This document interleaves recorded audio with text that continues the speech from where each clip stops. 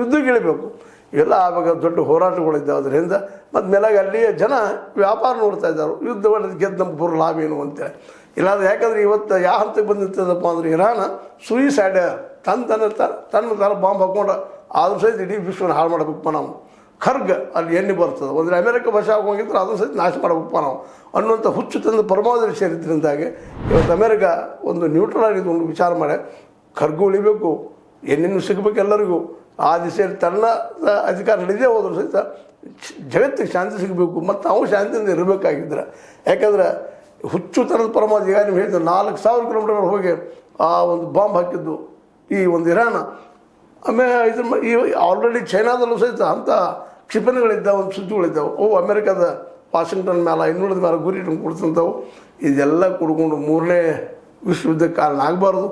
ಆ ದಿಶೆಯಲ್ಲಿ ಚಿಂತನೆ ಅಮೆರಿಕಲ್ಲೂ ನಡೆದು. ಯಾಕಂದರೆ ಅಮೆರಿಕನ್ಸ್ ಆರ್ ವೆರಿ ಇಂಟೆಲಿಜೆಂಟ್. ಅನಗತ್ಯ ಯುದ್ಧ ಮಾಡಿ ನಾವು ಹಾಳಾಗಿದ್ಲು, ಇದನ್ನ ತಾತ್ಕಾಲಿಕ ಶಮನ ಮಾಡಿ ನಂತರ ಮುಂದೆ ನೋಡಿದ್ರೆ ಆಯಿತು ವ್ಯಾಪಾರ ಯಾವ ರೀತಿ ಡೆವಲಪ್ ಆಗ್ತದೆ ಅಂತೇಳಿ. ಅದು ಒಂದು ಕ್ಲಿಯರ್ ಆಗ್ಯದ.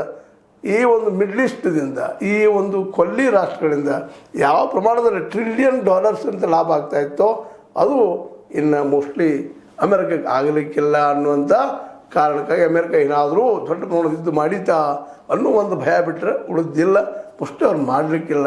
ಯಾಕಂದ್ರೆ ಗಳಿಸುವವನಿಗೆ ಸಾಕಷ್ಟು ಆಗಿಲ್ಲ, ಬುದ್ಧಿವಂತಿಗೆ ಯುದ್ಧ ಮಾಡಿ ಗೆಲ್ಲಬೇಕಂತ ಅನ್ನೋಂಥದ್ದು ಇರೋದಿಲ್ಲ. ಆದರೂ ಪ್ರಯತ್ನ ಮಾಡ್ತಾ ಇದ್ದಾರೆ, ನೋಡೋಣ. ಆದರೆ ಇರಾನ್ ಮಾತ್ರ ಸ್ವಲ್ಪ ಬಿಟ್ಟು ಕೊಡೋದಿಲ್ಲ.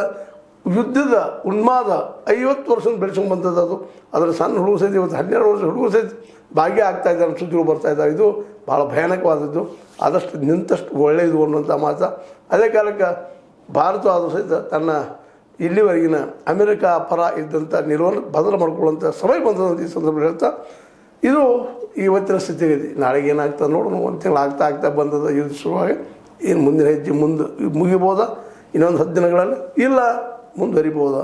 ಅಮೇರಿಕನ್ ನಿಲುವಿನ ಮೇಲೆ ನಿಂತದ. ಅಮೇರಿಕ ಒಳ್ಳೆ ಡಿಸಿಷನ್ ಈಗ ಅದು ತೆಗೆದುಕೊಳ್ಬಹುದು. ಯಾಕೆ ತಪ್ಪು ತೆಗೆದುಕೊಳ್ಳೋದು ಡಿಸಿಷನ್ನ ಅದು ಪ್ರತಿಫಲ ಈಗ ಊಟ ಮಾಡ್ತಾ ಇದೆ. ಅದು ಇದ್ದು ಲಾಭ ಆಗುವಂಥ ಅನೇಕ ಕ್ಷೇತ್ರಗಳು ಕಳ್ಕೊಂಡದ. ಮಿಡ್ಲ್ ಈಸ್ಟ್ ಅಥವಾ ಅದರಲ್ಲೂ ಕೊಲ್ಲಿ ರಾಷ್ಟ್ರಗಳ ಗೆಳೆತನ ಇವತ್ತು ಅವ್ರಿಗೆ ಕೊಲ್ಲಿ ರಾಷ್ಟ್ರಗಳಿಗೆ ಭಯ ಉಂಟು ಮಾಡಲಿಕ್ಕೆ ನಾವು ಇವ್ರು ಸೇಫ್ ಆಗಿರ್ತೀವ ಅಮೆರಿಕ ಜೊತೆಗೆ ಅನ್ನುವಂಥ ಮಾತುಗಳು ಕೇಳಿ ಬರ್ತಾ ಇದ್ದಾವೆ.